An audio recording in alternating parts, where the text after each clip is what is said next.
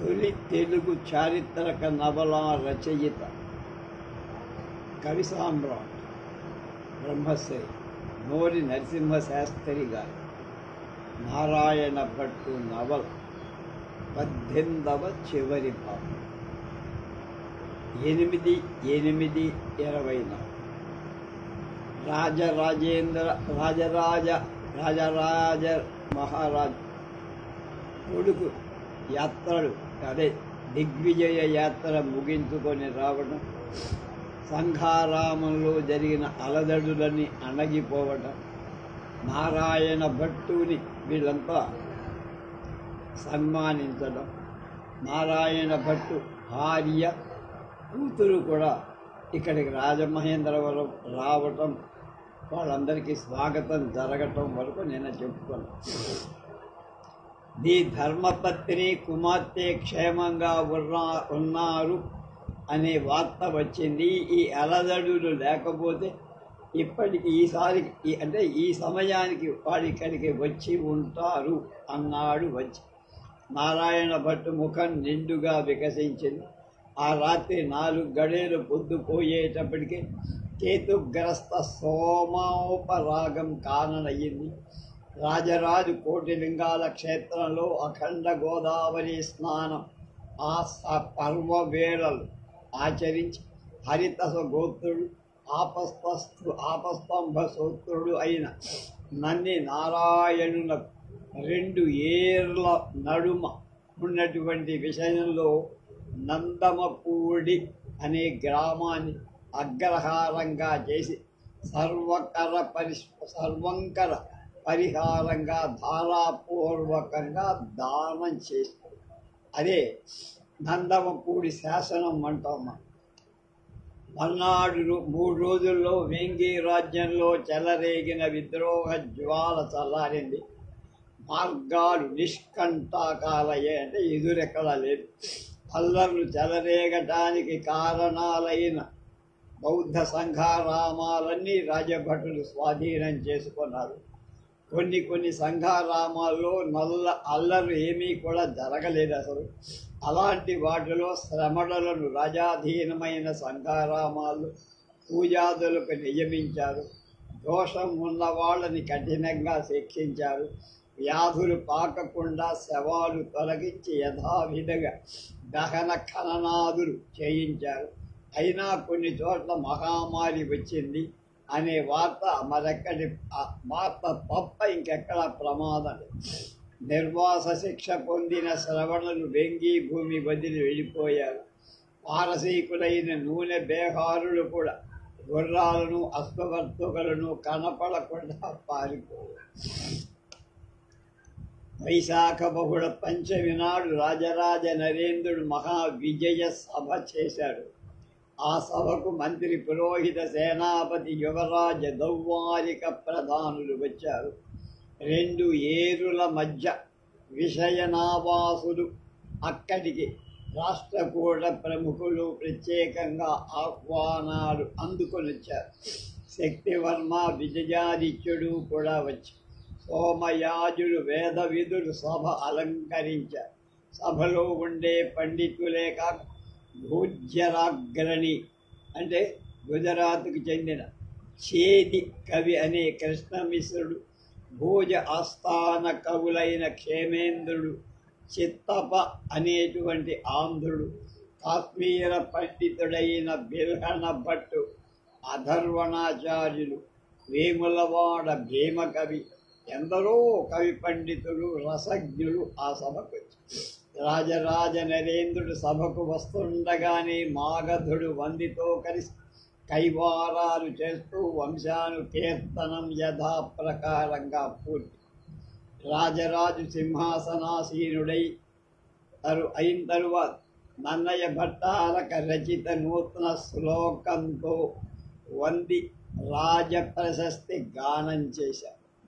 తస్మాద్ విమలాదిత్యా ద్రవిలకుక్ష్మాశ్చ కుందనాచేవ్దేవ్యా నిజ గుణసీకృతాఖిల రాజన్యో రాజరాజ విభు రజన్ సంరక్షతి క్షితితలం क्षपितारि वर्गे मार्गेण येन नयशालिनि मानवेन प्रीताः प्रजा निजपवित्रचरित्रतोयैः प्रक्षालयन्ति कलिकालकलङ्कपङ्क यस्य स्फारभुजाकृपाण दशितारीभेन्द्रकुम्भस्थलं स्पृहोन्मुक्तामलवृत्तमौक्तिकचयः सङ्ग्रामरङ्गान्तरी धते वीररसक्रियानभिनय प्रस्तावनालक्षितां वीरश्री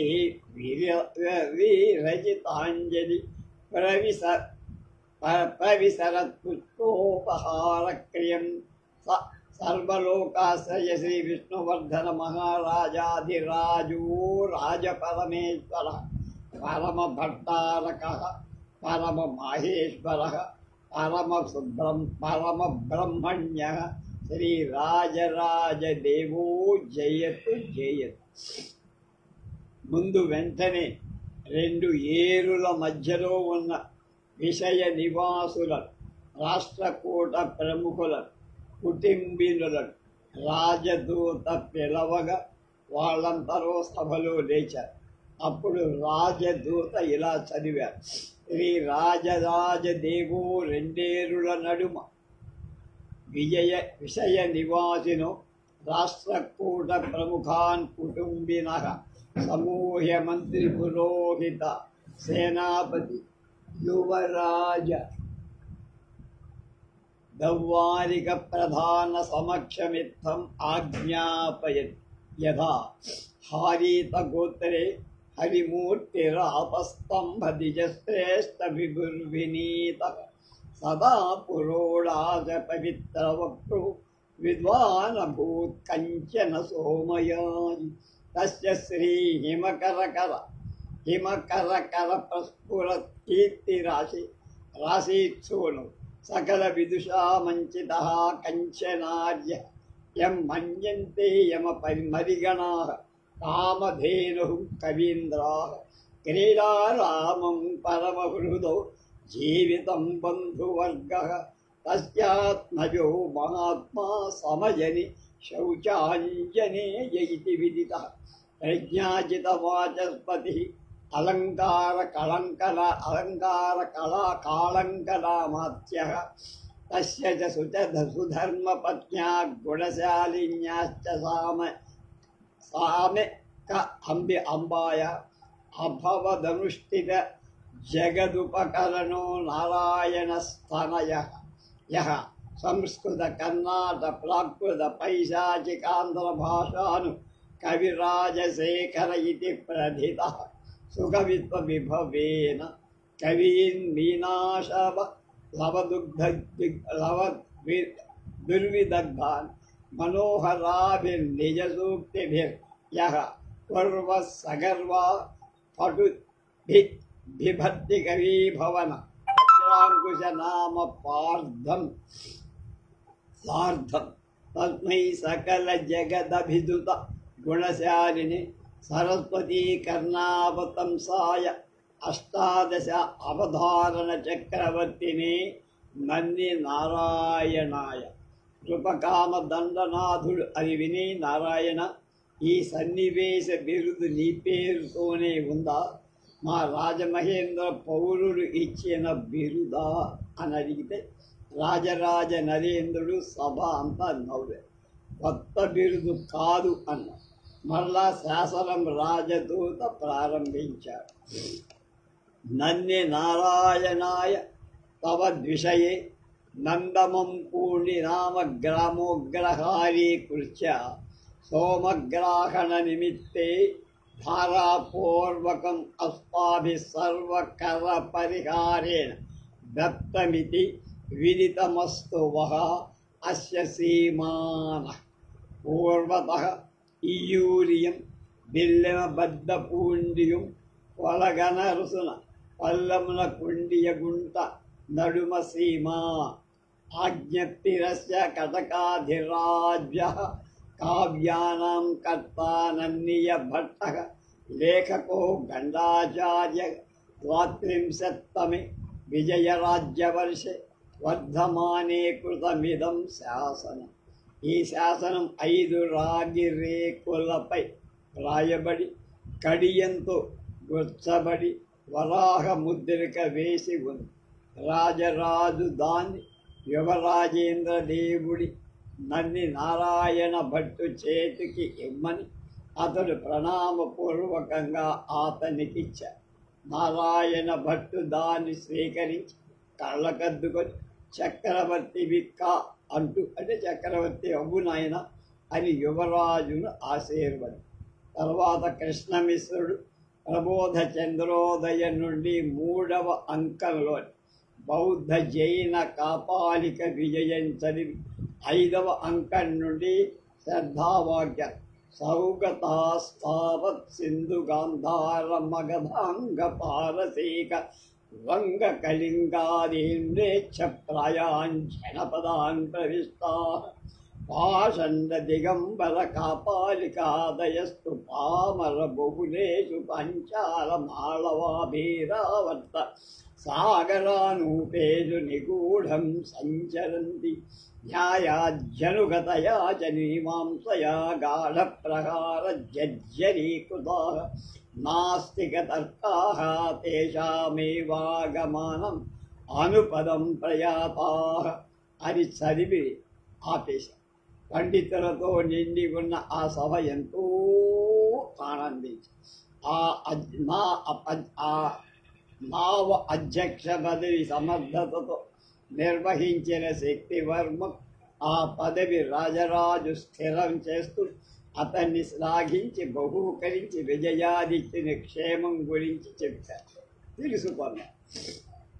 కాశ్మీరం నుండి వచ్చిన బిల్హనుడు అనే కవి దేశాడు. అతడు యువకుడు. శిరోజాలు బ్రాహ్మణ పద్ధతిగా లేక కొంచెం క్షత్రియ విధాన్ని అనుకరిస్తూ కత్తిరించిన పాయలు తీయబడి ఉన్నాయి. అతడు ఉత్తరీయాన్ని వల్లెవాటుగా వేసుకొని మధురమైన కంఠంతో తన శరీర సౌందర్యాన్ని చూసుకుంటూ పరవశుడై ముగ్ధ కంఠంతో కొన్ని శ్లోకాలు చేరారు. ఆ సభలోని పండితులకు అవి రుచింపని అట్టుగా కనపడ్డాయి. అవి బాగా లేదు అన్నట్టు అనిపించింది అక్కడ విన్నవారు. భోజరాజ ఆస్థాన కవుడు క్షేమేంద్రుడు చిత్తప స్వబంధు దర్శనానికై స్వదేశం వచ్చారు. వాళ్ళు తమ కావ్యాల నుండి భోజరాజు చెంపు రామాయణ నుండి భాగాలు వినిపించారు. పూర్వం 2 ఏరుల మధ్య విషయములో ఉన్న సోమయాజుడు రాజమహేంద్రవరంలో వైశాఖ శుద్ధంలో యజ్ఞం చేయటానికి వజ్జీయ ప్రగ్గడ అనుమతి ఇవ్వాల. వాళ్ళని వజ్జీయ సభాముఖంగా క్షమాపణ కోరి వాళ్ళు ఇష్టం వచ్చితే యజ్ఞ దీక్షలో ఉండొచ్చు, ఇప్పుడేమీ ఇబ్బంది లేదని రాజాజ్ఞ అయిందని చెప్పి తాను భూరి దక్షిణ ఇస్తానని కూడా వాగ్దానం. ఆ సోమయాజు కూడా సంతోషించి వైశాఖ శుద్ధంలో ఈ బౌద్ధ మహాముఖ యజ్ఞంలో మా యజ్ఞం ఎలా సాగి ఉండేదిదో కదా అంటూ ఆశీర్వదించి మీరు వాయిదా వేయటం మంచిదే అన్నారు. అప్పుడు నన్నయ్య భట్టు వ్యాస భట్టారకు కృత మహాభారతం చార్వాక నిగ్రహ ఘట్టం సభలో వినిపించారు. అంతటితో సభ సాధించారు.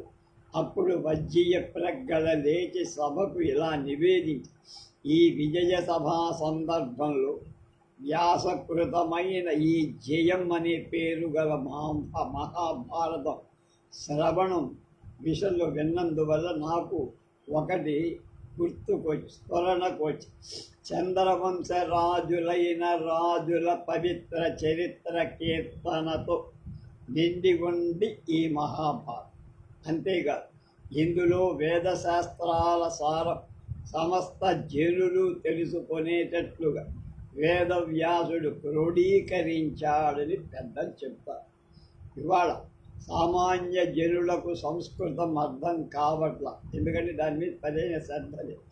మహాభారత అర్థం తెలిస్తే ఈ బౌద్ధాది వ్యామోహంలో పడి ఇలా సాహస కార్యాలు చేసి ఉండరు కదా అని ఆ నా ప్రగ్గడ బుద్ధికి మంత్రిత్వాన్ని తెలుస్తోంది, అర్థమవుతుంది.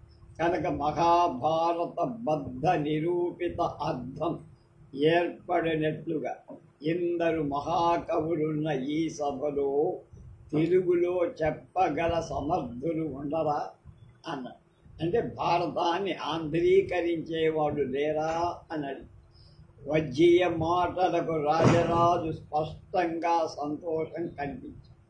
కానీ అంతవరకు శాంత గంభీరంగా ఉన్న ఆ సభాముఖమంతా తమాషగా మారి నిశ్చలమైన నీళ్లు కల కాసారం సరస్సు మధ్యలో ఒక్క రాయి వేసినట్టు వజ్జీయ వాక్యాలు సభలో కలవరం కలిగించి సంస్కృత విద్వాంసులకు ఈ సూచన రచించల. వాళ్ళెంతసేపు సంస్కృత కావ్యాలే కావాలి అంట. వాళ్ళ అభిప్రాయాన్ని పంపన భట్ట ఉపాధ్యాయుడు ఇలా అనువాదం చేసి చెప్పారు. వాడు సంస్కృతంలోనే మాట్లాడు. సాక్షాత్తుగా వేద సంహితమైన మహాభారతాన్ని తెలుగులో వ్రాయటం కంటే పాపకార్యం ఉంటుందా అని వాళ్ళంతా సంస్కృత పండితుల అభిప్రాయం మహారాజా అని. ఆ సంస్కృత పండితుల వాక్కులు విని నారాయణ భట్టు లేచి వినయంతో వ్యాస భారతం పురాణ ప్రవచనం చేస్తున్నారా, ఒళ్ళలో చదువుతున్నారా, అదే ఏ భాషలో ఉన్నా చేస్తున్నారు, అప్పుడు ఈ పాపశంక కలుగుతోందా అని అడిగారు. అప్పుడు పంపనార్యుడి వాదం మరొక విధంగా చీరమార్చుడు అందుకు వేదవ్యాసకృత మహాభారతాన్ని అంత ఉదాత్తంగా అంత మనోహరంగా తెలుగు భాషలు కావ్యంగా చెప్పటం ఎవరి తరమవుతుందని, అలాంటిది నేను చెయ్యగలని చెప్పగలవారు ఈ సభలో అసలు ఎవరైనా ఉన్నారా? అది వేదవాక్, దేవవాక్, అందులో కృష్ణద్వైపాయనుని పవిత్ర వాక్.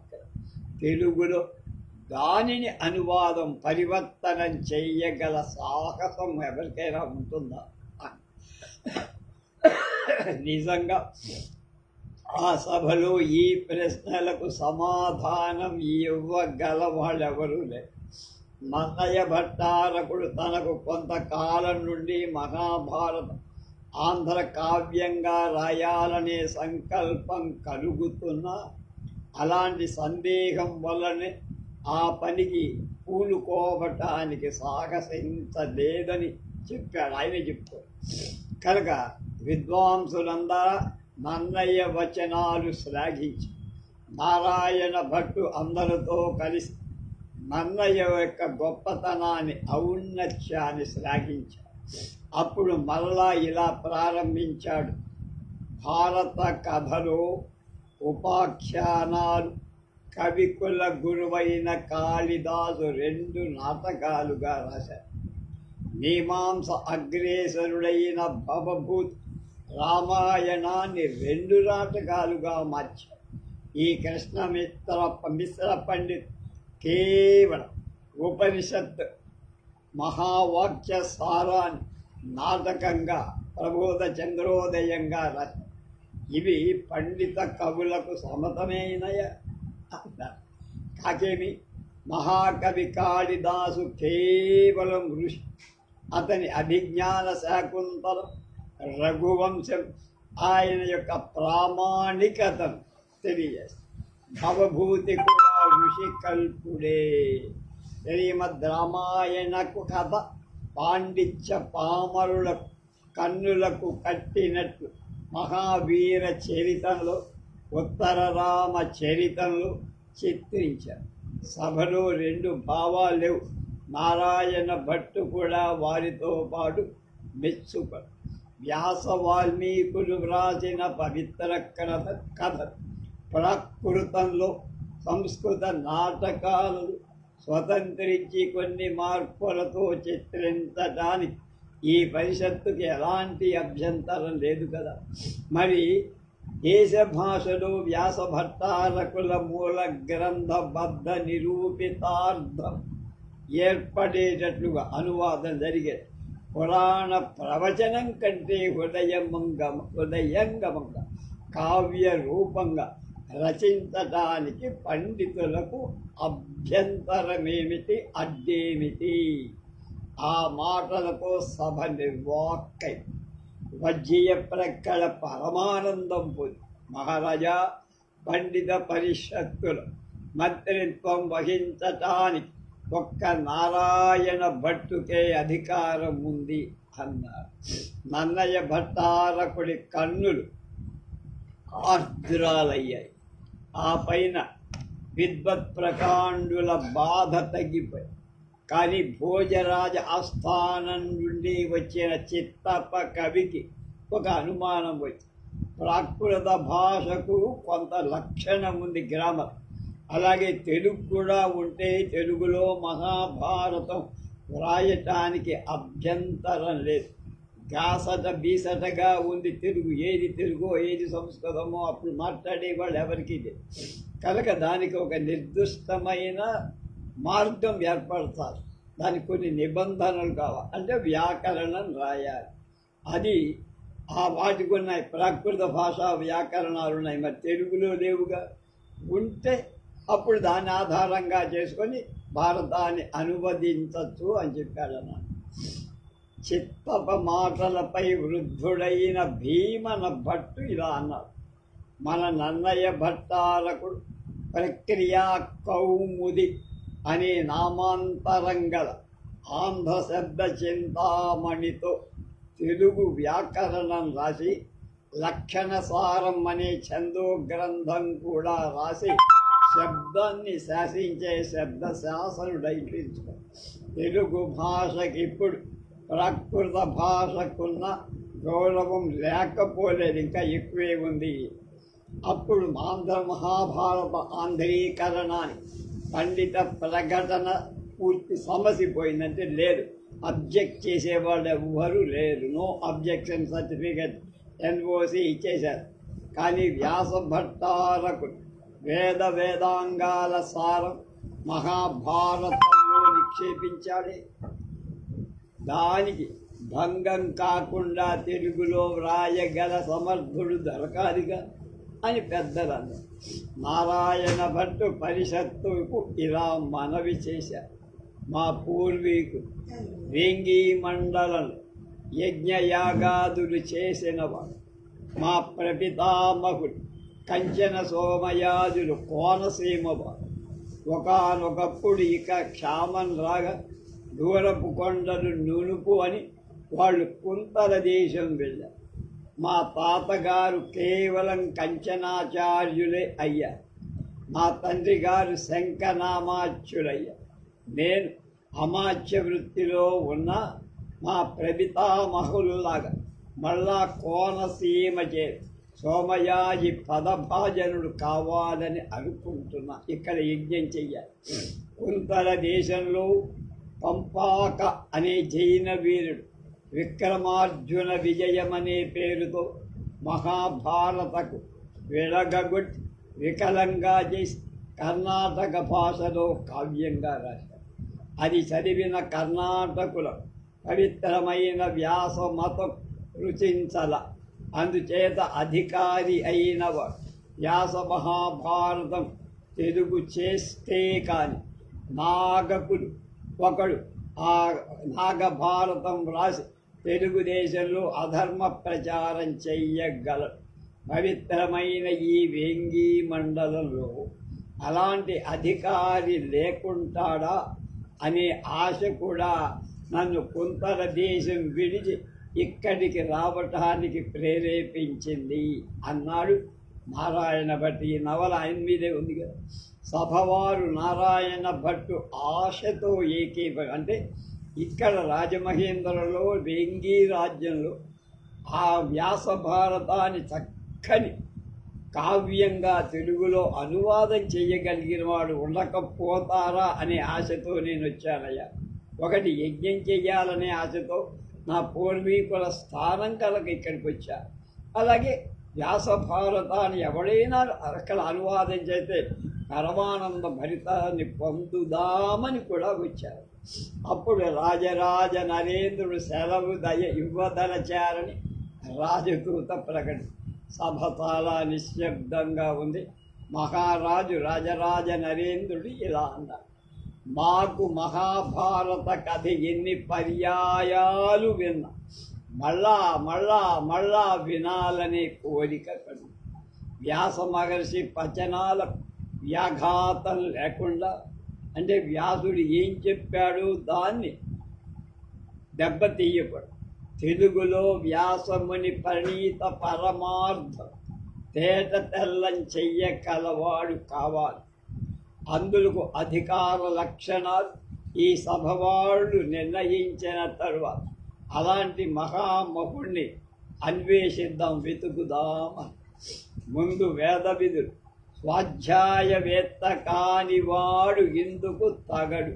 అంటే నిత్యం వేదం చదివి వేదార్థం తెలుసుకొని ఇతరులకు బోధిస్తూ ఉండాలి. వాడు నిత్యం చేస్తూ ఉండాలి, ఏదో ఒక రోజే. అప్పుడు సోమపీఠులు ఏమన్నారు? నిత్య నైమిత్తిక కర్మానుష్ఠాన అవిరళ జపహోమ తత్పరుడుగా కూడా వాడు ఉండాలి. ఎవరు అనువాదం చేయి. ఆ లక్షణాలన్నీ పెద్ద మనకి నన్నయ్య గారికి ఉన్నాయని చెప్పడం అన్నమాట. ఆయన చెప్పుకున్నాడు ఇవన్నీ. ఇక పౌరాణికులు ఏమనుకున్నారు అంటే, పురాణాలు చెప్పే బ్రహ్మాండాలు నానా పురాణ విజ్ఞాన నిరతుడు కాకపోతే కేవల మహాభారత పఠనం చేత భారత సంహితా హృదయాన్ని అర్థం చేసుకోలేడు. కనుక పురాణాల మీద మంచి పట్టు అధికారం కూడా ఉండాలి, అనువాదం చేసేవాడు. ఇక వ్యాకరణ పారీణులైన వైయాకరణులు ఏమన్నారు? పాణినీయం పాణిని రాసినటువంటి అష్టాధ్యాయి అనే వ్యాకరణ సభాష్యంగా భాష్యంతో కూడా పిండి కొట్టి రుబ్బేసి మనసులో స్వాధీనం చేసుకున్నవాడే భారతాన్ని తెలుగులోకి అనువదించగలడు. కనుక ఈ లక్షణం కూడా. సంస్కృత కవులు ఏమన్నారు? కేవలం తెలుగులోనే కాక సంస్కృత ఆంధ్రాలు రెండిటిలో కావ్య రచన శోభితుడుగా ఉంది. ఏదో తెలుగులో మెలుగుదామంటే కాదు, ఆయనకి సంస్కృత రచనలో కూడా పట్టు ఉండాలి. ఈ రెండిట్లోనూ పెద్ద పట్టు ఉన్నవాడు భారతం రాయటానికి మాకేం అభ్యంతరం లేదు అని వాళ్ళు కూడా సర్టిఫికెట్.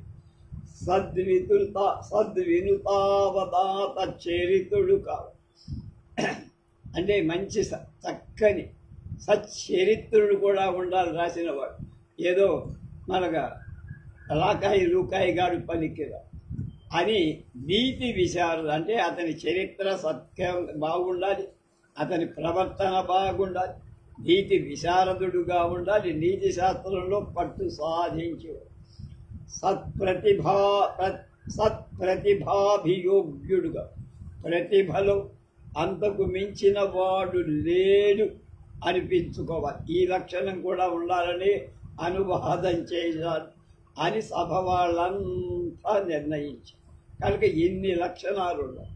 అప్పుడు నృపకామ దండనాథుడు ఒక్క చిరునవ్వు నవ్వి ఇలా అన్నారు: మహారాజా, ఎందరు విద్వాంసులు అసాధ్యమైన లక్షణాలు కోరుతుంటే మన ఆస్థానంలో ఎలాంటి దుస్సాధ్యమైన గుణాలు కలవారైన ఉంటారు అనే నిశ్చయంతో మరొకటి కూడా కావాలని నేను కోరుతున్నాను స్వామి అన్నాడు. ఏమిటది? ఆ రాసేవాడికి అనువాదం చేసేవాడు లోకజ్ఞత కావాలి, లోక వ్యవహారాలు తెలిసి ఉండాలి. పుస్తకం మీద చదువుకోవటం కాదు, ప్రజలను అతను చదివినవాడు కాదు, ప్రజా హృదయాన్ని కూడా చదివినవాడు కాదు. దానికి రాజరాజు సభ అంతా మెచ్చు. అంటే ఇన్ని లక్షణాలు నన్నయ్య గారిలోనే ఉన్నాయి, అది బయటపట్ల ఎవరు చెప్పరు. ఇంతవరకు ఆస్థానంలోని కవులు ఎవ్వడు మాట్లాడు, ఎందుకని వాళ్ళకంత దొమ్మ ఎవరికి లేదు. నన్నయ్య నారాయణ భట్టు తప్ప ఇతర కవులందరూ ఎవరికి వారు తాము ఆ భారత రచనా గౌరవాన్ని సంపాదిద్దాం అని ఆశ మాత్రం ఉంది ప్రతివారు. ఒక్కొక్క గుణం పరిషత్తు కోరుతున్న కొద్దీ వారికి ఒక్కొక్కరికి ఆశ తగ్గిపోయింది. దాదాపు 8-9 లక్షణాలు అడిగారు వాడు. ఇన్ని లక్షణాలు ఉన్నవాడే భారతాన్ని అనువాదం చెయ్యగలరు. కనుక ముందు హుషారుగా బుధాలు ఎగరేసిన వాడు మన దగ్గర అంత సత్తు లేదురా, ఆ చెప్పిన లక్షణం నాలో లేదురా అని వెనక్కి తగ్గిపోయి కవులలో నారాయణ భట్టు ముందు లేచి నిలబడి ఇలా ప్రయత్నపూర్వకంగానే కాక అప్రయత్నంగా కూడా అబద్ధం రాని నిత్య సత్య వచనుడు ఎప్పుడు రోజు అబద్ధం కాక నిజం మాత్రమే, ఋతం అంటే అంతర్ధర్మంగా కూడా సత్యాన్ని పాటించి చెప్పే వాడికి ఇది భగీరథ ప్రయత్నం. ఈ భగీరథ ప్రయత్నానికి అతడే అర్హుడు. ఎవరు? నిత్య సత్యవచనుడు ఎవరైతే ఉంటారో పండితులు ప్రసంగాలు సాధించారు.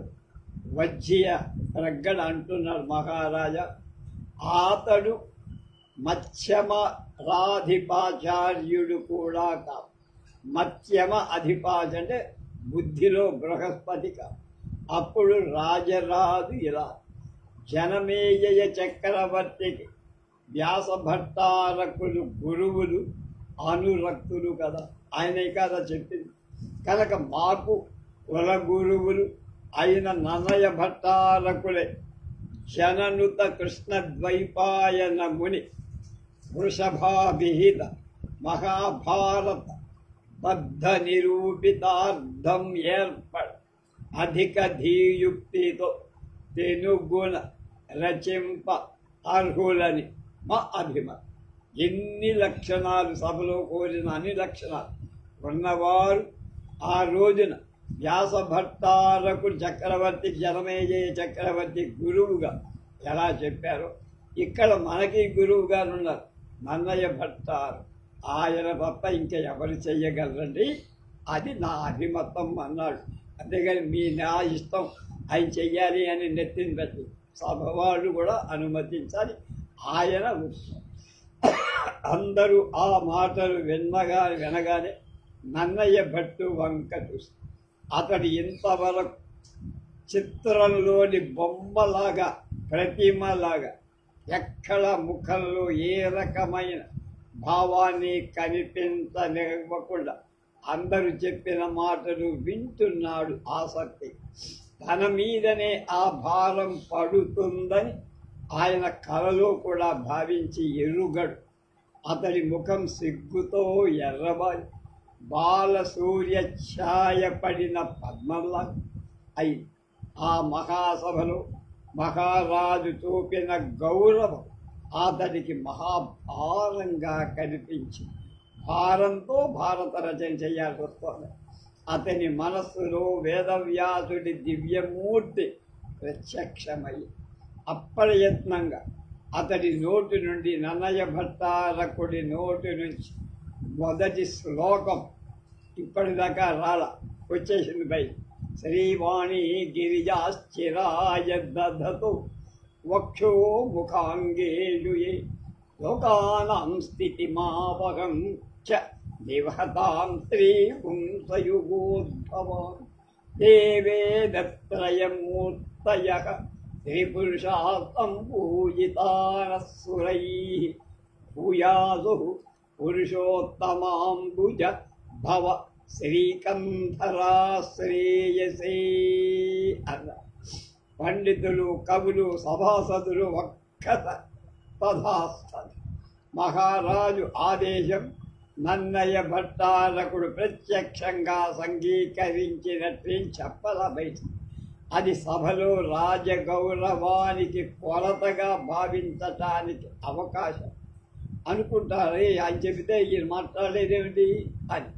అప్పుడు వజ్జీయ ప్రగ్గడ ఇలా, మహారాజా నన్నయ్య భట్టారకుడిపై అకస్మాత్తు ఈ మహాభారం మీరు దేవరవారు మోపారు. అతని మంగళ శ్లోకమే అతని యొక్క అంగీకారాన్ని తెలుపుతోంది కదా. అయినా మహాభారత రచన కోసం కవి వివరణాన్ని ప్రత్యేక సభ దశమి నాడు ఏర్పాటు చేద్దామండి. అప్పుడు ఆ సభలో ఆయన ఏం చెబుతారో తెలుసుకో. రాజరాజు అంగీకరించి సభ ముగిసింది. రాజరాజు ఆసనం నుండి లేచాడు. పండితులు, కవులు, సామంతులు, దండనాథులు ఆదరంతో నన్నయ్య దగ్గరికి వచ్చారు. షేక్ హ్యాండ్ ఇచ్చారు. అనేక విధాలుగా మెచ్చారు. కానీ నన్నయ్యకి అది సంతోషకరంగా ఏమీ లేదు. వ్యాస మహాభారత భారం ధరింపగల గంగాధరుడేనా తాను అనుకున్నాడు, ప్రశ్న వేసుకోడు. కానీ రాజరాజు అనుమతి ఇచ్చాడు. విద్వజ్జనులు ఇచ్చారు. పూజ్యుడైన వజ్జీయ ప్రోత్సాహమిచ్చాడు. ఆప్తమిత్రుడు నారాయణ భట్టు ఈ భారం పెట్టడానికి సూత్రధారుడయ్యాడు. అది తలచుకొని నన్నయ్య నారాయణుడి వంక ఒక్కసారి దృష్టి పరపారు. నారాయణ భట్టు నిశ్చలంగా ఉన్న నన్నయ్యను నగ్గయ్య దగ్గరకు వచ్చి వెన్నుపై దక్షిణ హస్తంతో కుడి చేతితో చరచి హనుమాన్ నీ శక్తి ఇందరు పండితులు, కవులు, సరస్సు కేవలం మహారాజులు తెలియ చెప్పినా నీకు జ్ఞాపకం రాలేదా? నిజంగా నువ్వు హనుమంతుడివేనయ్యా, నీ శక్తి నీకు తెలీదు. నీకు ధూపం వేస్తా కానీ పైకి పొంగవు అని చేసిన అక్కడ చేరిన వాళ్ళంతా విపరీతంగా నవ్వారు.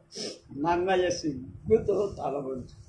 అధర్వణ పండితుడు వేములవాడ భీమకవి ఆ సభాభారం భరించక ముందే వెళ్ళిపోయారు. కావులూరి మల్లన హృదయ భారం ఎలాగో కుదురు చేసుకొని నన్నయ్యను అభినందించి వాళ్ళ వెంటది. వృద్ధుడైన భీమన భట్టు తన కుమారుడికి చట్టన భట్టు ఈ గౌరవం ప్రాప్తించలేదని మనోవేదన పడుతూ నన్నయ్యకు ఆప్తుడైనందున అతన్ని ఆశీర్వదించి వెళ్ళాడు.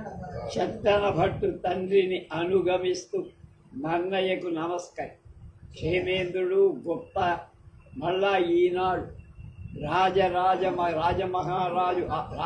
భోజర్ మహారాజు ఆస్థానలు విద్వద్గోష్ఠి జరిగినంత ఆనందంగా ఉందని ఒకటి ఆదిరాజ విభుడైనటువంటి చంద్రవంశరాజుల సభలోనే ఇలాంటి వైభవం సాధ్యమని శ్లాఘిస్తూ కృష్ణమిశ్రుడు పూజ్యుల అగ్రణితో కలిసి వెళ్ళారు. ఏ ఎండకి ఆ గొడుగు పట్టు బెల్హనక చేతితో శిరోజారు ఎగదుగుకొని అలంకార భూయిష్టమైన ఒక సంస్కృత శ్లోకంతో నన్నయ్య భట్టును కీర్తించి వెళ్ళారు. వేదాంగ విధులు సోమయాజులు నన్నయ్యను ఆదరంతో ఆశీర్వదించి నన్నయ్య అతి ప్రయత్నంతో నిగ్రహించుకొని వాళ్ళని నమస్క్రియాదులకు యథోచితంగా మన్ని.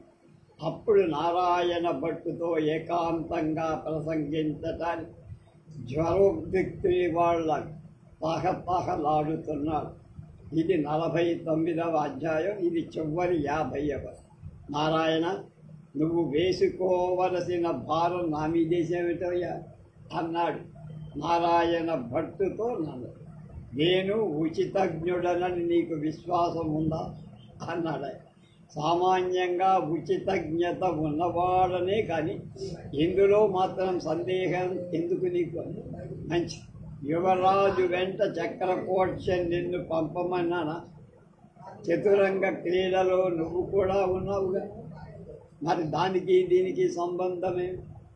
లేకే నేనే అర్హుడనైతే భారత ఆంధ్రీకరణం ఎప్పుడో చేసేవాడినిగా, మొదలుపెట్టేవాడిని. నీకు సాధ్యం కాంది నాకు సాధ్యం అంటావా నారాయణ అన్నాడు నాన్న. నీకు సాధ్యం కాంది కొన్ని నేను సాధించగలను. చక్రకోట్య దండయాత్రలు యువరాజుకు నువ్వు తోడుగా ఉండగలిగేవాడివా? నేను యువరాజు అనుగమింపాలని కలలో కూడా అనుకోలేదే. మరి నువ్వు ఉచితజ్ఞుడు అంటే నువ్వయ్యా, నేను కాదు. నేను కాదనలేది. నన్నయ్య, మనం కాంచీపురంలో వేదాధ్యయనం చేసేటప్పుడు అనధ్యయన కాలంలో అంటే చదవని రోజులు సెలవులిచ్చారు. మహాభారతాన్ని వ్యగ్రతతో చదివేవాళ్ళం జ్ఞాపకం ఉందా? లేకే అప్పుడు అందులో నాకు కోపని విశేషాలు ఎన్నో నువ్వు వివరించి చెప్పావు కదా. నన్నయ్య, నా మీద ఆదరం చేత నాకు నువ్వు అందులో చూపిన విశేషాలు మస్తావా? నాకు చెప్పని తాకు తెలియదు, నువ్వు చెప్పావు కానీ నేనా అంటున్నాడు. అవును, నువ్వే జ్ఞాపకం చేసుకో. నా బుద్ధి రాజనీతిలో ప్రసరించినంత సులభంగా ధర్మంలో ప్రసరించదయ్యా. నీకు భారత ధర్మం అయినంతగా నాకు అర్థం కావలేదు నన్నయ్య. నారాయణ, కించిత్ అజ్ఞుడవైనట్టు నన్ను పెద్ద చేయటానికి కారణం నీకు నాపై గల స్నేహమేయ. ఏదో నేను పెద్దగా పొడి చేసినట్టు మాట్లాడు కాదు నన్నయ్య. అందులో ఈ అమాత్య వృత్తి స్వీకరించాక నా బుద్ధి మలినమైపోయిందయ్యా. భారతంలో దండనీతి కంటే ధర్మం ప్రకటించడం లోకంలో చాలా ఎక్కువ అవసరం ఇవాళ. అందుకు నాకు అధికారం ఉన్నదని నిజంగా నువ్వు అంటావా అన్నాడు నారాయణ భట్. అలా ఎన్నటికీ అనను.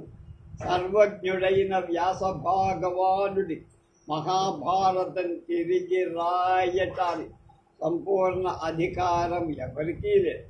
కానీ అది ఆంధ్రీకరింప పూనుకొన్నప్పుడు నీకంటే ఉత్తమాధికారిని చూపలేం.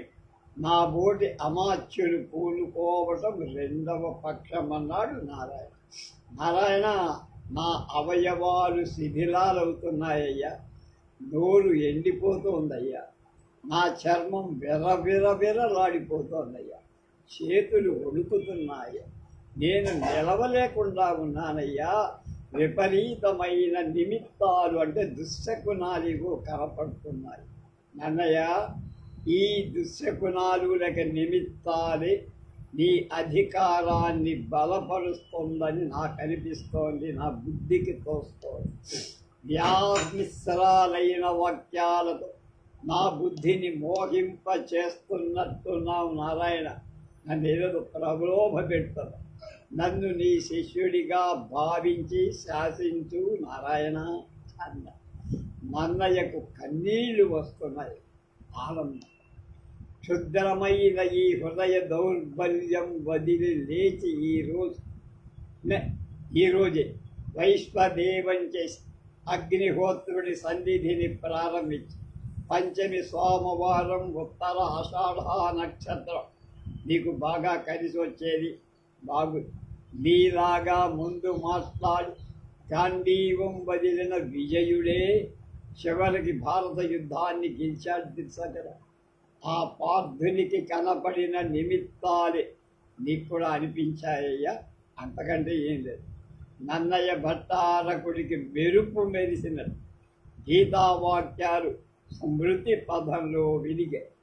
తాను అంతవరకు అప్రయత్నంగా భగవద్గీతా భాగాన్ని అనువాదం చేస్తున్నానని తెలుసుకొని ఒక చిరునవ్వు నవ్వారు. అయితే మరి నారాయణ, పాకశాసని భారత ఘోర రణంబునందు నారాయణ ఎట్టు నీవును నాకు బసటగా ఉందువని ప్రతిజ్ఞ చేస్తావా?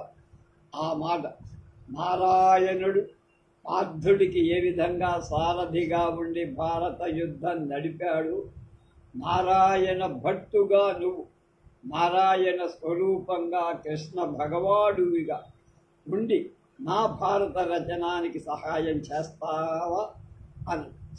అందుకు ప్రతిజ్ఞ కూడా చెయ్యాలయ్యా. నేను నీకిందులో నువ్వు ఆజ్ఞాపిస్తే నేను అనుసరించడమే. నువ్వు రధికుడవు, కూర్చొని యుద్ధం చేసేవాడు అర్జునుడిలాగా నువ్వు కూర్చుంటావు. అర్జున సారథిగా కృష్ణ పరమాత్మగా నేను రథం తోద్దా ఆ సహాయం చేస్తాను. మస్తు మోహ స్మృతిర్లబ్ధా తత్ప్రసాదాన్ మయాచ్యుత స్థితోస్మి గత సందేహ కరిష్యే వచనం తవ అంటూ నన్నయ్య నవ్వారు.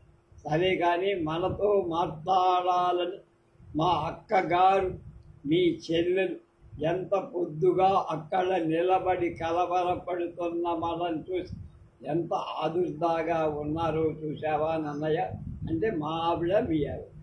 నన్నయ్య కలవరిస్తూ ఏమిటి అని తల ఎత్తి లక్ష్మీ పార్వతుల ఓడగా నిలబడి తమ ఇద్దరి వంక వ్యగ్రులై చూస్తున్న అరుంధతిని సోమిదేవిని చూశారు. అక్క మీరు విన్నారా? రాజసభలో నన్నయ్యకు ఈనాడు పెద్ద గండం తప్పింది అంటూ నారాయణ భట్టు నన్నయ్య భట్టు భార్య అరుంధతితో చెప్పారు. అవును, ఇన్ని పాటలు పడి ఎన్నాళ్లకు భార్య పిల్ల కంటబడి మీకు వారితో మాట్లాడటానికైనా అవకాశం ఇయ్యక మీతో ఏకదీక్షగా మాట్లాడటం చూసి నేను భయపడుతున్నా. రాజస్థానంలో మెలగడం కత్తులతో సాము వంటిదమ్మా అని మీ తమ్ముడు గారి చమత్కారాలు నువ్వు వెలగవమ్మా తల్లి అని సౌమిదేవి అందుకోండి అంటే నారాయణ భట్టు గారు. నన్నయ్య ఒక్కడే కాదు, నిత్య సత్యవచనుడు. మాకు కూడా అప్పుడప్పుడు నిజమే అనే పలుకు అభ్యాసం ఉన్నది అన్నాడు నారాయణ. అదిగో చూసావా, నేను చెప్పలేదా అన్నది సోమదేవి. ఈరోజు మహారాజు నా స్థానంలో పేరు మ్రోగిన పండిత్ ఎక్కడెక్కడి నుంచో వచ్చి మరి ఇలా అంటూ నారాయణ భట్ పరధ్యానంగా అటు ఇటు చూసి ఉపమ మీకోసం ఎదురు చూసి మీరు రాకముందే మార్కండేయ స్వామి దర్శనానికి వెళ్ళింది మన అమ్మాయి అని సోమిదేవి చెప్పి నారాయణ భట్ ఆ పండిత సభలో ఏం జరిగిందో తెలుసా అని.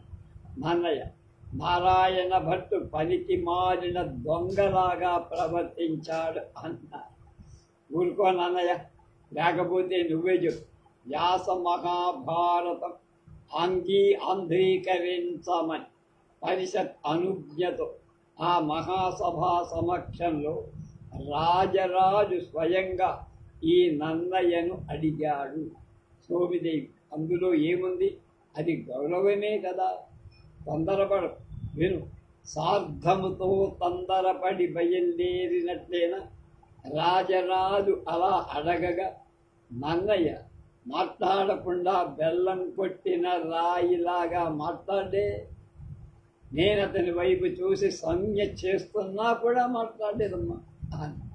అరుంధతి మహారాజుకు అది అవమానం కదా, అందుచేత ప్రమాదం రాలేదు కదా, మాకెందుకు ఈ రాజపురేంద్ర మహేంద్రపుర వాసం అన్నది నన్నయ్య భార్య అరుంధతి. సోమిదేవి కుంతల రాజసభలో అట్టి దానికి శిక్ష తల తీయటమే, శిరచ్ఛేదమే. నారాయణుడు అన్న ప్రమాదమే అని అంగీకరించావు కదా, నేను అబద్ధం చెప్పానా అన్నారు. అప్పుడప్పుడు నిజం చెప్తారు రండి మీరు అన్నది సోమిదేవి. చివరికేమైంది, పాపం వజ్జీయ ప్రగ్గడ అడ్డుపడ్డారు. ప్రత్యుత్తరం చెప్పటానికి 5 రోజుల గడువు. ఇంతకు మా అన్నగారు ఏమంటారు అంది సోమిదేవి. అంతకంటే మహారాజు అన్నగారికి ఏం గౌరవం చెయ్యాలట అన్న.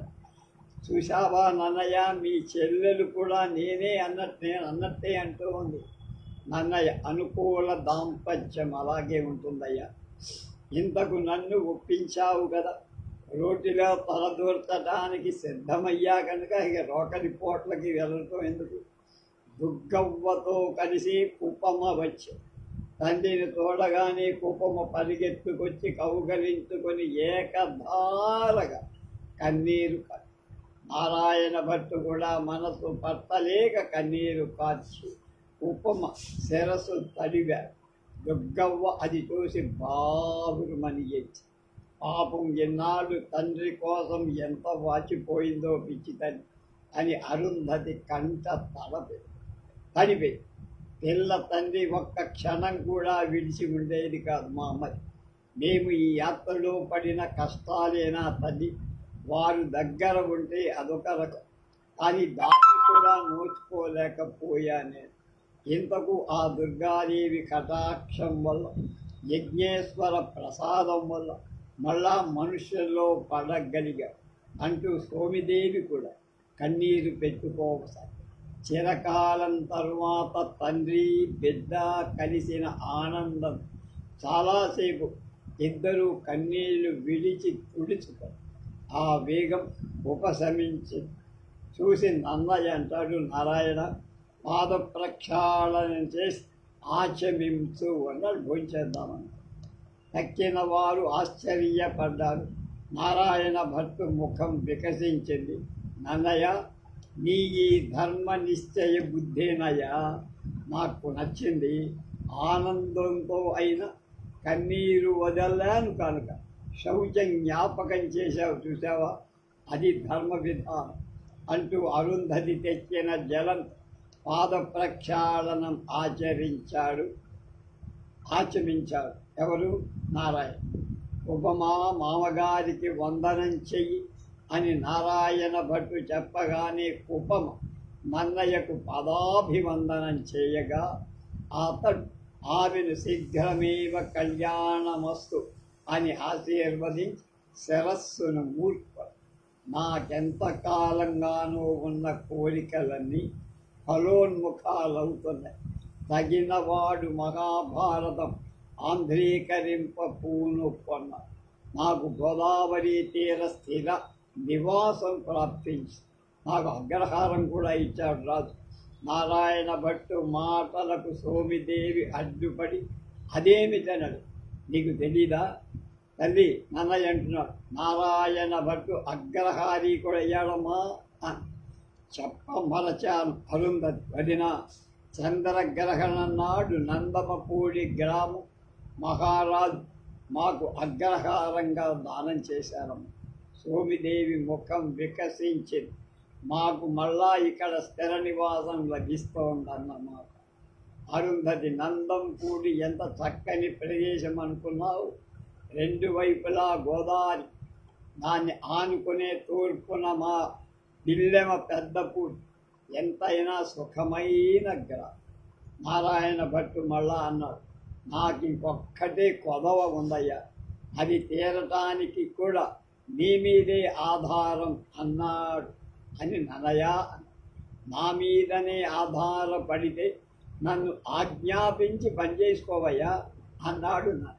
అవును, ఈ తల్లిని ఒకరి చేతిలో పెట్టి, అంటే తనకు నా భారం తీర్చుకోవాల్సి, దీనికి నీ కుమారుడి కంటే తగిన వరుడు ఉండడని నా నిశ్చయం.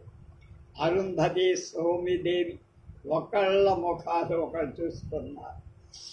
కూపమ సిగ్గుతో తల్లి ఒడిలోకి చేరు.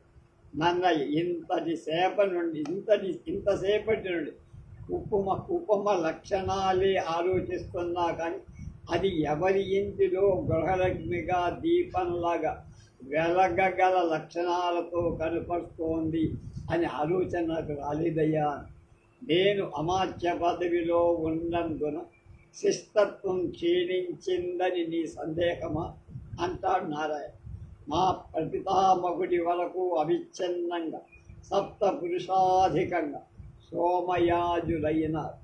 నేను త్వరలోనే యజ్ఞ దీక్ష స్వీకరించాలని నిశ్చయించి, అది కాదు, నువ్వు స్వయంగా యజ్ఞం చెయ్యకపోయినా నువ్వు సోమయాజువే, నీకంటే ఆర్ష సంప్రదాయం కావాలనుకునేంత విధివాణి అనుకున్నావా నన్ను అన్నా.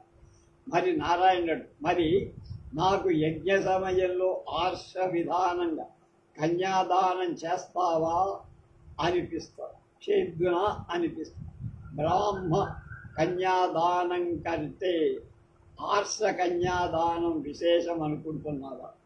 ఆ విషయం ఆలోచిద్దాం కానీ అని సందేహిస్తూ నన్నయ్య సోమిదేవి వంక చూసి, నారాయణ భట్టు ఒక్క క్షణం ఆలోచించి వెంటనే కారణం అతడికి బుద్ధికి ఏం బుద్ధి నీది నన్నయ్య, ఎంత సూక్ష్మగ్రాహివయ్య, ఇది అభ్రాతృకమనియ నీ సందేహం.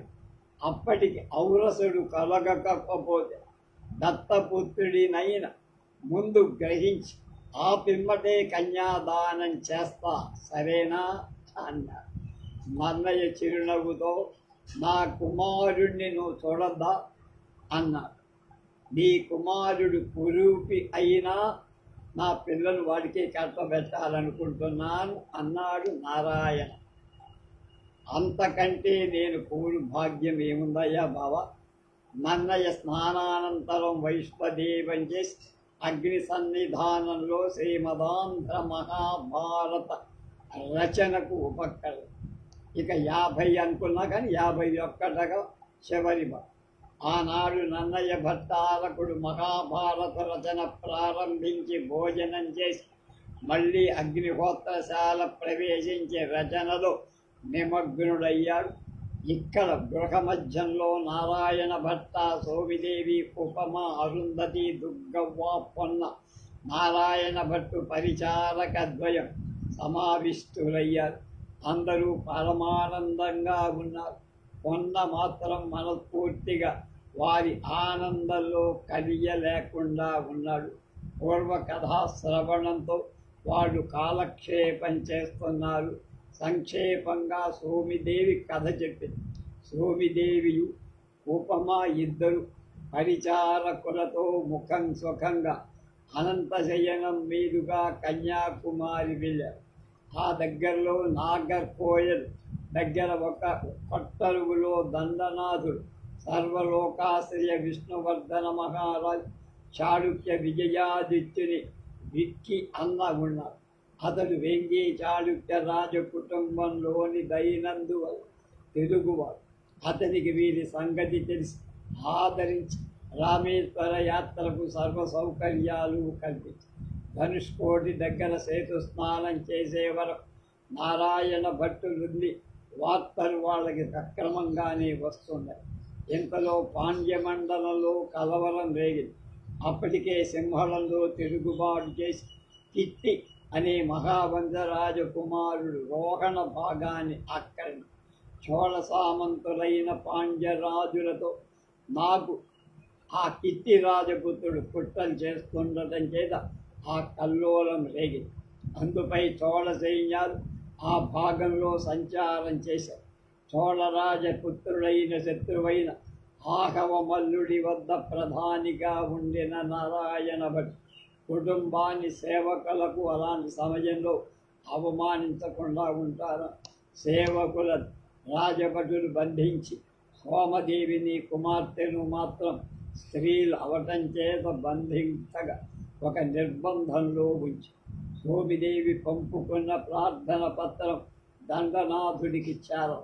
కొట్టరువులోని వెంగి చాళుక్య విక్కి అన్న కన్నాకన్నిగా సంగతి తెలిసి చోళదండనాథుణ్ణి వాళ్ళ నిర్బంధం నుంచి తొలగి గౌరవ ఆదరాల తీర్థయాత్రలు చేసుకోమని వార్తపడి ఆ తర్వాత సైనికులు సేవకులను వారినందరినీ బహువిధంగా పరీక్షించి వారి వస్తువులని వెతికి పరిశీలించిపోయింది.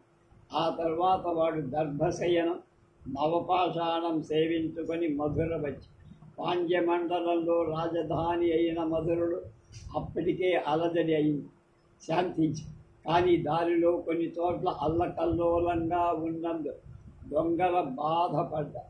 మధురలో మీనాక్షిని సేవించి తంజావూరు వెళ్ళి అక్కడ కొత్తగా అప్పటికి 40 ఏళ్ల కిందటనే ప్రతిష్ఠితమైన రాజరాజేశ్వరమనే బృహదీశ్వరాలయాన్ని దర్శించారు.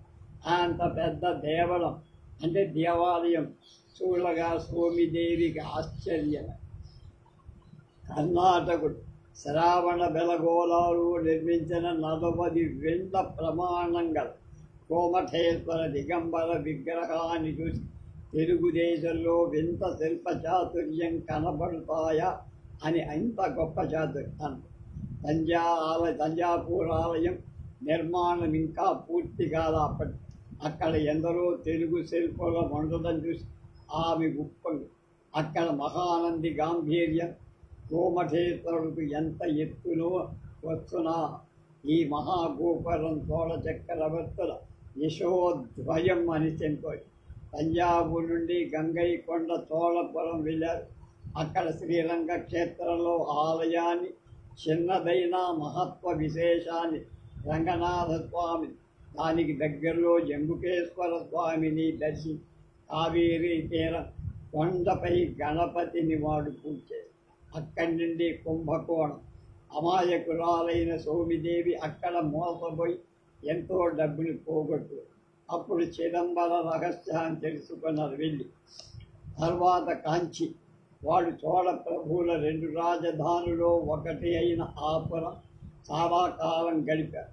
అక్కడ కామాక్షీదేవి ఏకాంబరనాథుని వరదరాజస్వామిని ఎన్ని మార్లైనా దర్శించారు. వాళ్ళక్కడ ఉన్నన్నాడు నారాయణ భట్టు అధ్యయనం చేసిన గురుకులంలోనే ఉన్నారు. నారాయణ భట్టు గురువులు వృద్ధులై ఇంకా పాఠ ప్రవచనాలు చేస్తూనే వారు సోమిదేవిని ఉపమను ఎంతనో ఆదరించి నన్నయ్య భట్టారకుని కుమారుడు సిద్ధాంతం అధ్యయనం చేస్తూ వాళ్ళని ఎంతో బాగా చూస్తారు. అప్పటికి ఎన్నాళ్ల కిందటనో నారాయణ భట్టు వద్దకు వాళ్ళకి మోటుపల్లి వచ్చి దూతల కోసం నిరీక్షించండి ఒక వార్త మాత్రం తెలిపే కనుకని అసలు వార్త తర్వాత అక్కడి నుండి తిరుమల తిరుపతి చేరారు. పద్మాక్షిని చూశారు. బాలాంబికను సేవించారు. చతుర్బాహువులు కలిగి నాగాభరణాలతో విలసించే బాలా విగ్రహం పాదాల్లో ఎప్పుడు గంగగురుతూ ప్రవహించడం చేత దానికి నారాయణీ శక్తి అని ప్రజలు అతిభక్తితో సేవిస్తూ ఉంది. అక్కడి దైవ కైంకర్యాలకు చాలా డబ్బు ఖర్చు చేశారు.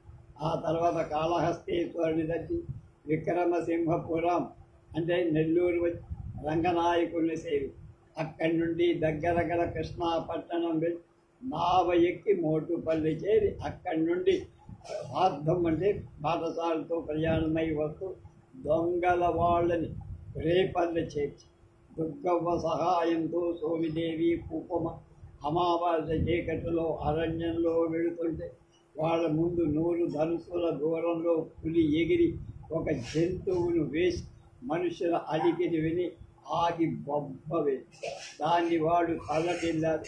ఉపమకు మోక్ష వచ్చినట్టయింది. దుర్గవ్వ దీనంగా కేకలు వేసింది. సోమిదేవి సింహద్వార వ్యాఘ్రాలు కానీ వనహస్తులు కానీ వెంబడించినప్పుడు స్మరింపదగిన దుర్గా సప్తశతీ మంత్రాలు స్మరించగా అవి జపిస్తూ నమస్కరిస్తూ ఆ పులికి ఎదురుగా నిబ్బరం తెచ్చుకొని వెలిచింది. ఎలాగో కుకుమ భీమేశ్వరుడి లోకపు దివ్య మొక్కుకుంది దీపం. ఆ పులి కొంత బడి కోండ్రు పెట్టి తాను చేసిన ఆహార జంతువుని తీసుకొని పోయి ఆ తర్వాత ఇప్పుడు ఏం చెయ్యాలి? రేపల్లకు తిరిగి వెళ్ళినట్లయితే వాళ్ళకి ప్రాణాలు దక్కవు. సోమిదేవి గుండె నిబ్బరమే వాళ్ళకి దారి తీసి దక్షిణానికి పోవలసిన వాళ్ళు తూర్పుగా పోతున్నామని కొంతవరకు సోమిదేవి ఆకాశంలోని నక్షత్రాల వల్ల తెలుసు. ఇంతలో కృష్ణవేణి నది దగ్గరకు వచ్చారు. దుర్గవ్వ వెళ్ళదలిచిన గ్రామం ఎలా చేరడం? ఆ అసహాయ స్థితిలో వారుండేటువంటి ఆ నదిపై సర్వాలంకృతమైన ఒక నావ కనిపించి ప్రాణాదేశి వచ్చాయి. దాన్ని దర్శించే దరి చేరగా అది వజ్య ప్రగడ కుమారుడి నావ.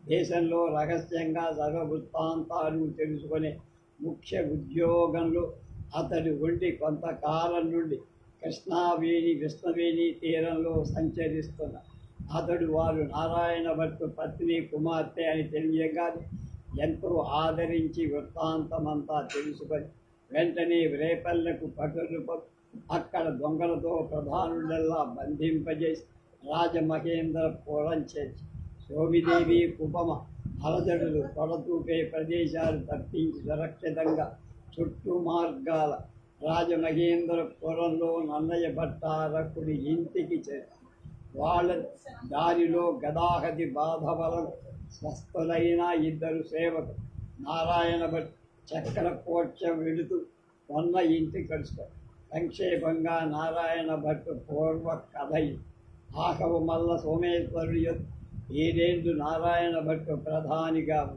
వైదిక ధర్మ ప్రతిష్టాపకులైన కుంతల చాళక్య రాజ్యంలో అప్పటికి చాలా కాలం నుండి వివృద్ధమవుతున్న జైన ప్రచారం చేయ ప్రభువుల వైదిక శ్రద్ధ తగ్గిపోయింది. నారాయణ భట్టు ప్రయత్నాలన్నీ ఎదురీతలాగా వ్యర్థాలై చోళమండలంలో కానీ వేంగిలో కానీ వెళ్ళి స్థిర నివాసం ఏర్పాటు చేసుకోవాలి నిశ్చయించి ఉద్యోగం సాధించారు. 3 ఏళ్ల తర్వాత అతను భార్య కుమార్తె రామేశ్వరానికి పంపాడు. వాడు కొంతల రాజ్యం దాటిపోయాక నారాయణ భట్టు కొంతల రాజ్యంలో తనకున్న ఆస్తంతా అమ్మేసి ఆహవమధుడికి అది తెలిసి అతని పిలిపించి దేశం విడిచిపోవటానికి అనుమతి ఇయ్యను అని చెప్పారు. రాజరహస్యం లేవి ఇతరులకు తెలపనని నారాయణ భట్టు ప్రతిజ్ఞ చేస్తే ఆ చక్రవర్తి ఒప్పుకోరు. నారాయణ భట్టు ఆస్తి కొనేవాళ్ళు లేరు. ఆపై అతనిపై నిరంతరం భటులు కాపున్నారు. అక్కడ జీవితం దుర్భరమైంది. అప్పటికి జాగ్రత్త చేసిన కొద్ది డబ్బు విలువగల కొన్ని ముఖ్య వస్తువులు మాత్రం వెంట తీసుకొని మారువేషం వేసుకొని సర్వస్వం వదిలి ఒక అర్ధరాత్రిలో రహస్యంగా ఆయన కళ్యాణ కటకానికి బయలుదేరాడు. అతని వెంట పొన్న ఒకడే ఉంది. నారాయణ భట్టు పొన్నతో కుంతల రాజ్యం సరిహద్దు దాటడానికి ఎన్నో ఆటంకాలు కలిగాయి. ఎలాగో చోళరాజ్యం ప్రవేశించి దక్షిణ యాత్రకు వెళుతున్న వాళ్ళ నటించి మారువేషాలు మార్చుకొని వేంగి మండలంలో ప్రవేశించి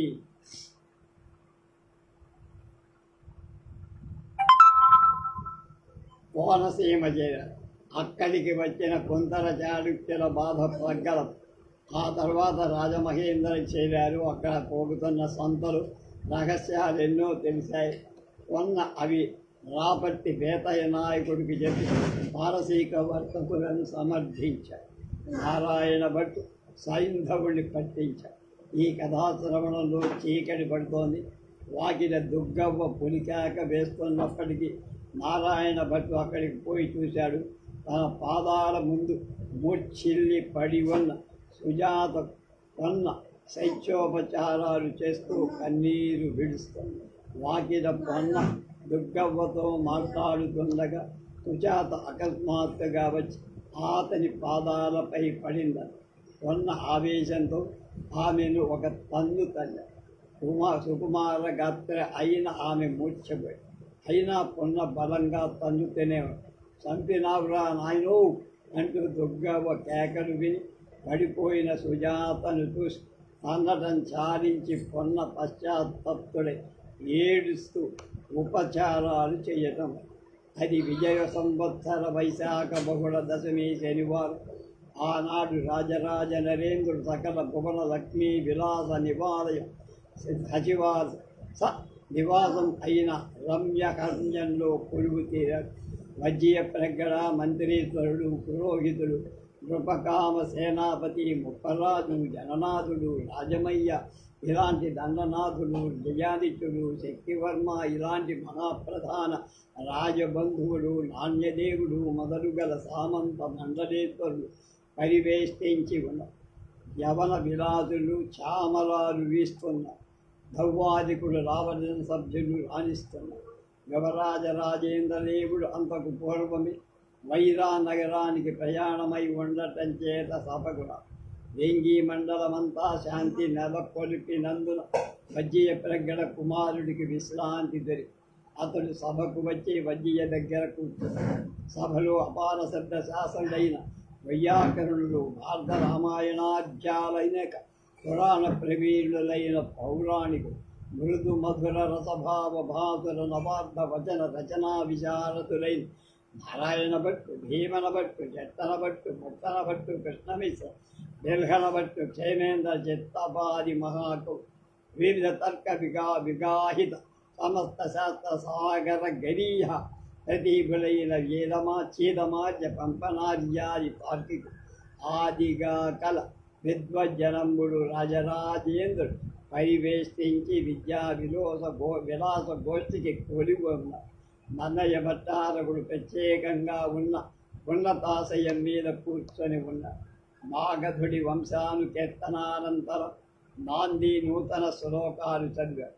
సంరక్షతి క్షితితలం క్షపితారి వర్గే మార్గేణ ఏన నయశాదని మానవేన ప్రీతా ప్రజా నిజ పవిత్ర చరిత్రతోయై ప్రక్షాళయంతి కరికాల కలంకపంక సన్మార్గేణ కులం కళాగవరస జ్ఞానేన కుర్వంధ్యం దీనానాథ జనార్దితార్థ నివహత్యాగేన లక్ష్మీం స్థిరాం సంపూర్ణామద చంద్రికా విశదయా కీర్చా జగద్గీతయా యోజిచక్రమలంకరోతి సుతరాం చాళుక్య చూడామణి పిత్రోవంశగురు బభూవతురలం యస్య స్ఫురత్తేజస సూర్యాచంద్రమసౌ నిరస్తతమసౌ దేవౌ జగచ్చక్షుషి దంశ్రాకోడి సముద్ధృత అఖిల మహీచక్రం మహత్క్రీడయ విష్ణో ఆదివరాహరూపమభవ చచ్చ అభవత్ ఆచ్ఛాసనే లాంఛన శ్రీ సర్వలోకాశ్రయ శ్రీ విష్ణువర్ధన మహారాజాధిరాజరాజ పరమేశ్వర జయతు జయతు పరమభట్టారక జయతు జయతు పరమమహేశ్వర జయతు జయతు పరమబ్రహ్మణ్య జయతు శ్రీరాజరాజదేవో జయతు జయతేతరా. అప్పుడు మరొక మంది ముందు నన్నయ్య భట్టారకుడి నమస్కరించి ఇలా ప్రారంభించి శ్రీవాణీ గిరిజాశ్చిరాయ దదతు వక్షోముఖాంగేషు ఏ లోకానాం స్థితిమావగం చ విహితాం స్త్రీపుంసయుగోద్భవాం తే వేదత్రయమూర్తయ స్త్రీపురుషా సంపూజితావసురైర్భూయాసు పురుషోత్తమాంబుజభవ శ్రీకంధరాశ్రేయస్ అని సకల భువన రక్షణ ప్రభువులైన ఆజ్యులైన హరిహర హిరణ్య గర్భోద్పద్మ మా వాణీ సకుల స్తుతిజితు తత్ప్రసాద సమాధిత నిత్య ప్రవర్ధమాన మహీమహి రాజ్య విభుండు నిజ భుజ విక్రమ విజితారాజ్ రాజ నివకుండును సకల జగజ్జీయమాన నానా గుణరత్నరత్నాకరుండును అయి పరుగుతున్న రాజరాజ నరేంద్రుడు రాజకులైక భూషణుడు రాజమనోహరుడు అంజరాజ తేజోమయ భయ జయశాలి శౌర్యుడు విశుద్ధ యశరబిందు చంద్రికారాజిత సర్వలోకుడు అపరాజిత భూరి భుజ కృపాణ ధార రాజలాయ రాజ ధారాజల శాంత శాస్త్ర పరాగుడు రాజమహేంద్రుడు ఉన్నతి విమలాదిత్య తనూజుడు విమలాచార్యుడు కుమార విద్యాధరుడు ఉత్తమ చాళుక్యుడు వివిధాగమ విజితశ్రముడు తుహినత్కరుడు ఉదశాంతి ఘన దురితానుబంధ కరికాలజ దోషద తుషార సంహరి తన ఉదయ ప్రభావున దవ్వుగ చోపి జగజ్జనాస్వరంజనమైన రాజ్య సంతత వసంత నితాంత విభూతి ఎంతయున్ తనర్ చాళుక్య మన్మధుడు ధర్మధయార్ద్ర నిబద్ధ బుద్ధి ఆశ్రిత పోషణంపున అనంత విలాసములం మనీషి విద్యాశ్రమతత్వమున దాన గుణాభివృద్ధిని సమస్త సర్వర్ణాశ్రమ ధర్మరక్షణ మహినొప్పు సర్వలోకాశ్రయుడు ఆదిరాజ విభుడు అత్య కలంక చరిత్రుడు సంపద నిజ మహీమండల ప్రియభీతి పెందు పరమండలంబుల ధరణి పతుల నలిమి కప్పంబుల ముదుముతో పులుచు బలిమినీయని భూమి వలయస్వతుల ఒక్కడిగించుదు దిక్కులు తన యాజ్ఞ వెలిగించుదును విప్రకుల నెల రోచుతు శరణన్న కాచుతు భీతులను అగ్రజన్ములకు అనుగ్రహమున చారుతర మహగ్రహారంబుడిచ్చుతు దేవభోగముల మహావిభూతి తనల చేయుచు ఇట్లు మనుమార్గుడవు విష్ణువర్ధనుండు వంశవర్ధను అఖిల బలదేవాదివేలాయ బలయిత వసుమదేవనితా విశూషణంబైన వెంకీ దేశంబుల నాయక రత్నంబును పోలి ఈ రాజమహేంద్రపురమునందు మహేంద్ర మహితో పరమానందమున అనవతరస మహీరాజ్య సుఖంపు అనుభవించు. వంది కీర్తన అయిన తర్వాత రాజరాజు మాట్లాడాలి అన్నట్టుగా కనపడగానే సభ నిశ్శబ్దమైంది. రాజరాజు ఇలా అన్నాడు, నన్నయ్య భట్టారక, జనమేజయుడికి వేదవ్యాసుడిలా నువ్వు మాకు బ్రాహ్మణ్యుడవు, పూజ్యుడవు, అనురక్తుడవు. నువ్వే సర్వవిధాల శ్రీ మహాభారత సంహిత తెలుగు చేయటానికి ఉత్తమ అధికారివని నిన్ను ఆ కార్యానికి ఈ పరిషత్ ముఖంగా వరిస్తున్నాం. ఈ పరిషత్తు నీ యోగ్యతను వివరించుగా. ముందు రాజరాజ పురోహితుడు నన్నయ్య అవిరళ జపహోమ తత్పరుడు అంటారు. బ్రహ్మాండాది నానా పురాణ విఖ్యాత విరుతుందని పౌరాణికులన్న. ఇతడే పాత్రులని పంపన భట్టారక మీమాంసకులన్న. సద్వినుతావధాత చరిత్రుడు అని నీతి విధుడు అన్నారు. నన్నయ్య లోకజ్ఞుడు కూడా అని వజ్జీయ ప్రజ్ఞ చెప్పారు. ఉభయ భాష కావ్య రచన శోభితుడని నారాయణ భట్టుకుడు. నిత్య సత్యవచనుడని ప్రాడ్వివాకుడు చీదమార్యుడని. మత్స్యమరాధిపార్యుడని ఉపకాముడు. అందుక సుజనుడు నన్నయ్య అని సభవారంతా ఏకోన్ముఖంగా రాజరాజు సంతోషించి ఇలా అన్నారు, విమలమతి పురాణములు వింటి ననేకములద్ధ ధర్మశాస్త్రముల తెరంగు ఎరింగితి. ఉదాత్త రసాన్విత కావ్య నాటక క్రమములు పెక్కువు సూచితి. జగత్ పరిపూజ్యములైన ఆగములయందు నిర్మితి ప్రకాశముగా హృదయంబు భక్తి. ఇవన్నీ చూసేవాడు. అయినా అనవరతంబు శ్రీ మహాభారతములంద అభిప్రాయంబు విన అభిలాష శ్రద్ధయై ఉండు.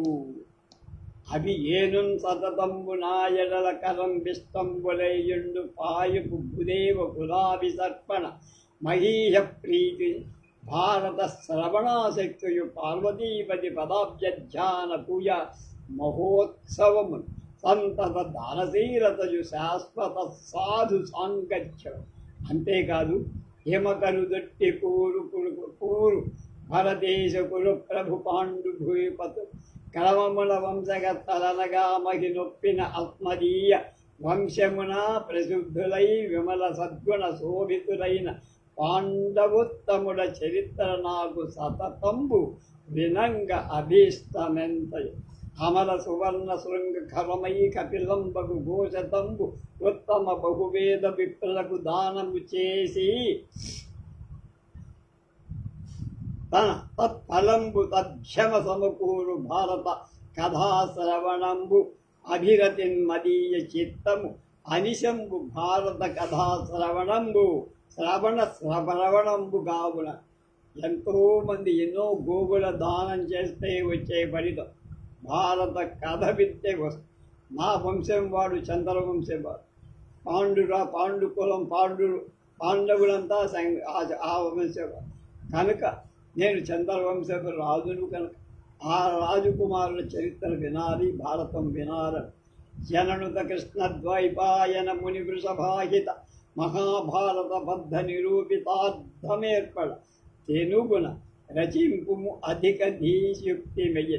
బహుభాషల బహువిధముల బహుజనముల వలన విలుచు భారత బద్ధ పురుహులగు వారికి బహు యాగంబుల ఫలంబు పరమధమగు. ఇలా ఆనతిచ్చి ఆగిన ఆ కవివరుండు ఇతని. అప్పుడు నన్నయ్య గారు అమలిన తారకా సముదయంబుల నెన్నను సర్వబీజ శాస్త్రముల అశేష పారము ముదంబున పొందను బుద్ధి బాహు విక్రమములు దుర్గమార్ధ జల గౌరవ భారతీ సముద్రము తరియంగా ఈదగా విధాత్రులకునైనా నెరబోరుని భారతం మహాసముద్రం. దాన్ని ఏదటం అలాంటి వాడికి సాధ్యమా?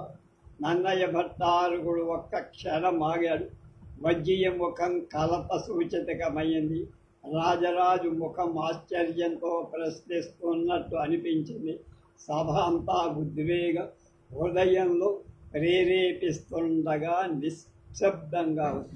ఇంతలో నన్నయ్య మళ్ళీ అందుకున్నారు. అయినను దేవా అన్నారు. ఈ రెండు మాటలు అనేటప్పటికీ సభలో ఒక్కసారిగా జయ జయ నినాదాలు వజ్జయ నుండి దౌరావానికునివ్వడు అంటే ద్వారపాలకుడి దాకా ప్రసరించి జయ జయ ద్వారం. రాజరాజు ముఖం ప్రసన్నమై అయినను దేవాని అనుమతంబున విద్వజ్జనంబుల అనుగ్రహంబున చేసిన నేర్చు విధంబున ఈ కావ్యంబు రచించరా. హరిహరాజ గజానన అర్కషడాస్యమాతృ సరస్వతి గిరిసుతాదిక దేవతాపతికి నమస్కృతి చేసి దుర్భరతపో విభవాధికున్ కురుపద్య విద్యకు అద్యు అంబురుహ గర్భునిభున్ ప్రచేసదు పుత్రు భక్తి తలంచుతది భారత భారతీ సుభగవస్తి జయంబుల చేసి ఘోర సంసార వికార సంతమస జాల విజృంభణము వాపి సూరితే తో సూరి చేతో రుచితాబ్జోధర రతుండ దివ్య పరాశరాత్మజంబహు ఆరోహమిత్రు పంచి మునిపూయితు భూరి యశో విరాజిత పరమ విశేష సౌరభ విభాసిత సద్గుణ పుణ్యవాయుజోత్కరు విచితంబులై సకల గమ్యసు తీర్థములై మహామనోహర సుచరిత్ర పావన పయ పరిపూర్ణములైన తత్సభాంతర సరస సేవనంబుల ముదం వలరన్ కొనియాడి వేడుక. దీనితో సభంతా మంచి ఆనందంతో పాయక పాకశాసనుడి భారత ఘోర రణంబునందు నారాయణ ఎట్ల వాసవ ధరామర వంశ విభూషణుండు నారాయణ భట్ వాంగమయ దురంధరుడన్ తనకిష్టుడన్ సహాధ్యాయుడు నైన వాడు అభిమతంబుగా తోడై నిర్వహింపడ. ఈ పద్యానికి రాజరాజు ఆదరంతో నారాయణ భట్టు వైపు తోడగా సభలో జయ జయధ్వానాలు మిన్నుముడు. అప్పుడు నారాయణ భట్టు ఇలా సారమతిన్ కవీంద్రుడు ప్రసన్న కథా కలితార్థయుక్తి లో నారస మేరువానితర రక్ష అక్షత రమ్యత అదరి వానానా రుచిరాద్ధ సూక్తి నిధి నన్నయ భట్టు తెనుంగుల మహాభారత సంహితారచన బంధురుడయ్యే జగద్ధితంబునన్. ఆ మిత్రుల అన్యోన్య ప్రేమకు సభ్యులంతా ఆనందించారు. అప్పుడు రాజరాజ నరేంద్ర సింహాసనం నుండి లేచారు. ముఖ్యులు లేచారు. అంత విలాసులంతా తాంబూలాలు సత్కారాలు రాజరాజు నన్నయ భట్టారకుణ్ణి పూజించారు. ఇంతలో వజ్జీయ కుమారుడు అసంపూర్ణమైన ఒక శ్లోకం తెచ్చి నన్నయ్య భట్టారకుడి చేసి అది నన్నయ్య కళ్ళకద్దుకొని విప్పుతున్నాడు. అదేమిటి నన్నయ్య అన్నాడు రాజరాజు. నేను కొంతవరకు రాసిన శ్రీమదాంధ్ర మహాభారతం.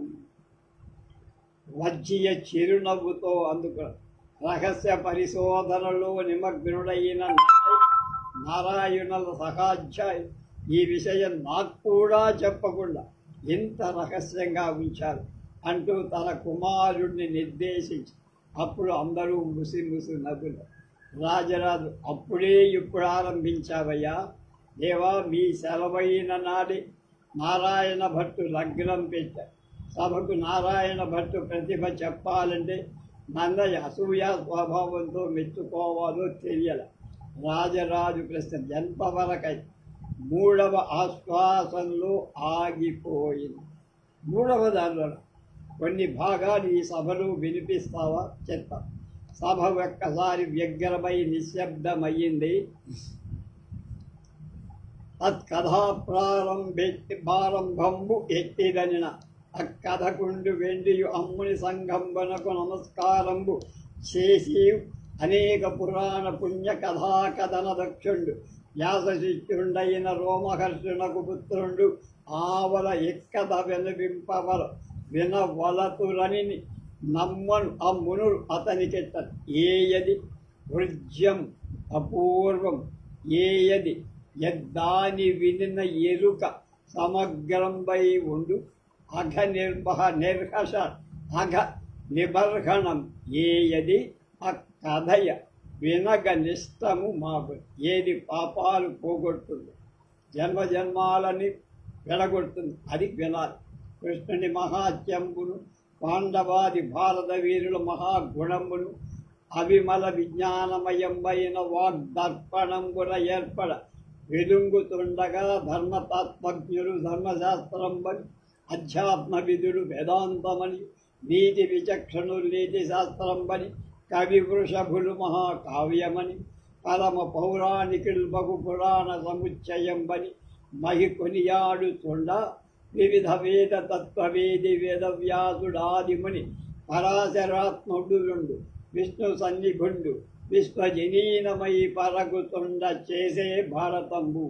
ఆయురర్ధులకు దీర్ఘాయురాప్తియు, అర్ధార్థులకు విబలార్థములు, ధర్మార్థులకు నిత్య ధర్మ సంప్రాప్తియు, వినయార్థులకు మహా వినయమతి, పుత్రార్థులకు పుత్ర సమృద్ధియు, సంపదర్థులకు ఇష్ట సంపద, కావించునెప్పుడు భావించి వినుతుండు వారలకు ఈ మహాభారతం. భక్తియుక్తులై భాగవతులకు శ్రీవల్లభుండు భక్తవత్సలుండు భవభయంబులెల్ల ఇష్టార్థ సంసిద్ధి కరుణతోడ చేయునడు. అమితాఖ్యానక సకలంబడి వేదాద్ధామల ఛాయమై సుమహావర్గ చతుష్క పుష్ప వితదింతో వెళ్ళి కృష్ణార్జునోత్తమ గుణ కీర్తనార్థ ఫలమై ద్వైపాయనోజ్ఞాన జాత మహాభారత పరిజాతమరులు ధాత్రి స్వరప్రాజ్యమై సత్యవతేయ విష్ణుపద సంభవమై విబుధేశ్వరాబ్ధి సంగత్యుపభోవితంబై జగద్విదితంబగు భారతీయ భారత్యమలారామ ఔఘం నిరంతర సంతత పుణ్య సంపదున్నత్యభివృద్ధి సేయు వినినన్ కొనియాడిన ఎల్లవారి తగునిది తగదని ఎదలో వగవక సాధులకు పేదవారలకు ఎగ్గులు భోగిచేయు దుర్వినీతులకు అనిమిత్తాగమంబులైన భయంబులు ఉదంకుండును వాడి తోడ తగిన అవివరంబుల వరగలోకంబున కలిగి నాగపతులను ఎలా స్తుతించాడు. బహువన పాదపబ్ధికుల పర్వత పూర్ణ సరస్వర సహిత మహామహీధరం అయస్త సహస్ర పనాడి దాల్చి దుస్సహర మూర్తికి జలదిశాయికి పాయక శయ్యైన అయ్యహిపది దుష్కృతాంతకుడు అనంతుడు మాకు ప్రసన్నుడయ్యన్.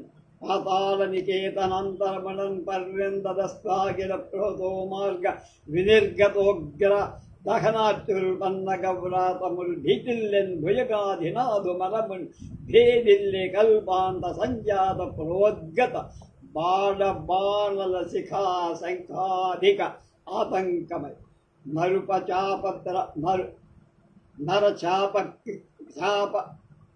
ప్రవిముక్త దారుణ ముఖం నారాజధారు భయంకర దైతేయుని కాయములపై గప్పెన్ దిశల్ నిండా బంధుర ధత్రీధర త్వరంగ శృంగ తట సందోహంబుపై కప్పు దుర్ధర ధరాతర ముక్త సంతత పయోధరావడిన్ పోడుచు పత దుర్వీధరాదుద నిర్జర జలరంబులై మహాదేహ విర్గత సాంద్రకారుణ పూరమొక్క ముగిన్నొక్కం తెసి నారాయణోన్నత దుర్దండ విముక్త చక్ర నిఘటిన్ నాక ద్విషన్మస్తక రతులన్ ఘోర రణంబునన్ పడియే భూభాగంబు కంపింపగన్.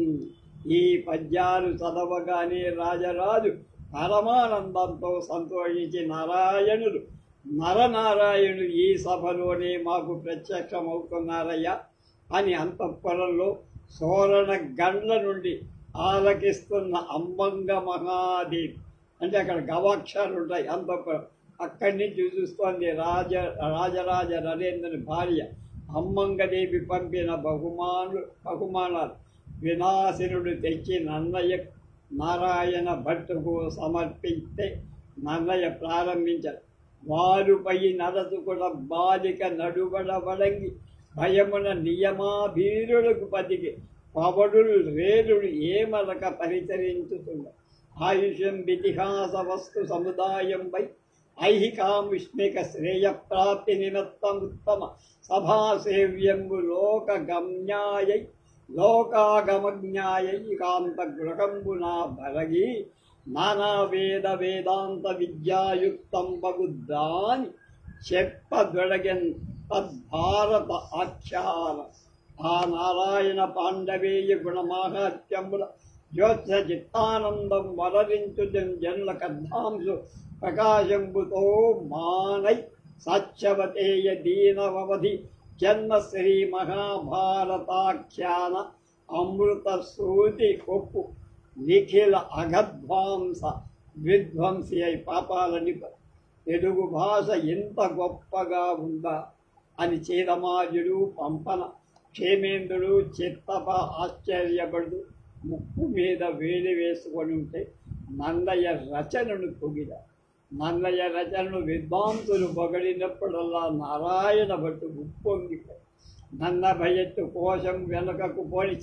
ఇలా చదివి చాలించ రాజమహేంద్ర కవీంద్ర స్వరక్ష్మాజ రాజమర్తాండ ధరిత్రి జననుత చారిత్ర విరాజిత గుణరత్న రాజరాజ నరేంద్ర వీరావతార సుఖవితి స్తుత నిత్య ధర్మ ప్రారంభ శిష్ట పరిపాలన సక్త రాజా నారాయణాక్ష కరుణారద పూర్ణ వీర శ్రీరమ్య రాజకులశేఖర విష్ణుమూర్తి అన్నాడు జయ జయ నినాదాలతో సభ ముగిసి చివరి 53వ గోదావరి తీరంలో నందమపూడి నివాసం నారాయణ భట్టు సోమయాగంతో ప్రారంభించాడు. ఒక ఏడాది లోపనే సోమిదేవి కోరిక ప్రకారం యజ్ఞేశ్వరుడు వారి కంచెల సోమయాజి రూపంలో పుత్రుడై ఆవిర్భవించాడు. ఉపమ భీమేశ్వరుడికి ముక్తి సోహపు దివ్యం దిక్కు తీర్చుకొని శాసనం వ్రాయించాడు. ఆ తర్వాత కొద్ది కాలంలోనే ఆమెను నన్నయ్య కుమారుడికి ఇచ్చి వివాహం చేసి శ్రీమదాంధ్ర మహాభారతంలో నన్నయ్య అరణ్య పర్వంలో శరదృతువు వర్ణన రాస్తుండగా నారాయణ భట్టు లోకాంతర గతుడయ్యారు. నన్నయ్యకు సంసారంపై విరక్తి కలిగి సంజసించి బ్రహ్మీభూతుడయ్యారు. మహాభారత రచన ఆజ్ఞ. ఆంధ్ర మహాభారతం పూర్తి కాలేదనే బాధ నారాయణ భట్టుకు కోల. మళ్ళా తిక్కన రూపంలో జన్మి సోమయాజి విరాట పర్వాదిగా భారత రచనకు ఆ జన్మలో అతని అరణ్య పర్వదేశం పూరించనిచ్చ కలగల మోక్షకాంక్షి అయి అతడు ఆ జన్మలో అది సిద్ధించల. మళ్ళా అతడు ఎర్రయ్య మహాకవిగా జన్మించి అరణ్య పర్వశేషాన్ని నన్నయ్య చేర పూర్తిగా చేసి మహాభారత శేషమైన హరివంశాన్ని కూడా రాసి కృతార్థుడై శంకర సంయమీంద్రుడి శిష్యుడై సన్యసించి బ్రహ్మత్వాన్ని పొందారు. కలియుగంలో తెలుగుగడ్డపై నరనారాయణుడు అవతరించిన కథ శ్రద్ధగా పఠించిన వాళ్ళు విన్నవాళ్ళకి ఆయురారోగ్య ఐశ్వర్యాలు ఇస్తాయని ఆ పురాణ మునులే ప్రసాదిస్తారని గట్టిగా చెప్పబడింది. దీంతో ఈ 18వ భాగంతో నారాయణ భట్టు నవల భారతం కూడా 18 పర్వాలు కూడా కనుక నేను 18తో ఆపేసా, కొంచెం దీర్ఘమైన. ఇక్కడ 2 విషయాలు చెప్పి ముగిస్తాను.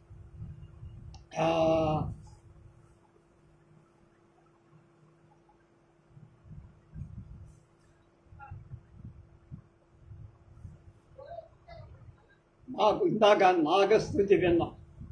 ఆ నాగస్తుతి ఉదంకోపాఖ్యానమని ఇంటర్మీడియట్లో మాకు ఆ ఉపాఖ్యానాన్ని మాకు పాటిబండ మాధవ శర్మ గారు చెప్పారు. ఎంత అందంగా చెప్పారో, ఎంత భక్తి భావంగా చెప్పారు. ఒరే నాయన ఈ పద్యాలు బట్టి పట్టండి రా అన్నారు. అప్పుడు ఈ పద్యాలన్నీ నాకు కంటతారు. అది ఒకటి జ్ఞాపకం. రెండవది దివాకర్ల వెంకటావధాని గారు భారతావతరణ అని ఒక చిన్న పుస్తకం రాశారు. అది ఎక్కడో పెద్దవాళ్ళు నేను ఈ సెకండ్ హ్యాండ్ బుక్ స్టాపులు ఉంటాయి అక్కడ నేను కొన్నా.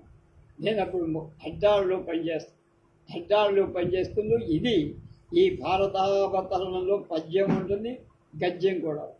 దాన్ని మా పిల్లలతో నేను అది ఒక చిన్న నాటిక రూపంలో చేయించాలని అక్కడంతా ఉన్నదెవరు? ఎస్సీ విద్యార్థులు, బీసీ విద్యార్థులు, ఒక ఓసీ విద్యార్థులు ఒకళ్ళు ఇద్దరు ఉంటారు స్కూల్లో దాదాపు అంతా. వాళ్ళతో చేయించాలని నా ఆలోచన. అప్పుడు ఎలా అని ఆలోచించా, పిల్లని కొంచెం శ్రావ్యంగా పద్యం చదివేవాళ్ళు ఎలక్ట్ చేసుకున్నా. వాళ్ళతో రాజరాజ నరేంద్ర వేషం, నన్నయ్య భట్టు వేషం, నారాయణ భట్టు వేషం, ఏవో అలా 3-4 ఉన్నా, 4 పాత్ర. వాళ్ళతో చెప్పి రోజు సాయంకాలం స్కూల్ అయిన తర్వాత ఒక అరగంట సేపు పద్యాలని ఎలా పాడాలో, ఎలా గెలకొట్టాలో, అవి పద్యం కూడా వాళ్ళకి రాదు, మామూలు క్లాస్ పద్యాలే వదిలేస్తారు.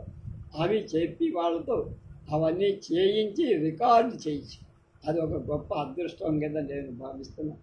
ఈ విధంగా తొలి తెలుగు చారిత్రక నవల నారాయణ భట్టు అనేటువంటి దాన్ని మనకి కవి సామ్రాట్ బ్రహ్మశ్రీ నోరి నరసింహశాస్త్రి గారు రచించారు. అది ఇవాళతో మనం పూర్తి చేశాం. తర్వాత నరసింహశాస్త్రి గారి అజంతా గురించి సందర్భంగా రాసిన వాఘీర అనేటువంటి ఒక నవల ఉంది, చారిత్రాత్మక నవల. ఆ నవల కూడా తర్వాత నా దగ్గర రెడీగానే ఉంది, తర్వాత చేద్దాం. రేపటి నుంచి ఫరాగు అని పిలువబడే భమిడిపాటి రామగోపాలం గారు వారి కథలన్నీ ఒక గ్రంథంగా వచ్చాయి, ఒక పుస్తకంగా అన్నమాట. సమగ్ర కథ సంకలనం. ఆ సంకలనం రేపటి నుంచి మనం ప్రారంభిద్దాం.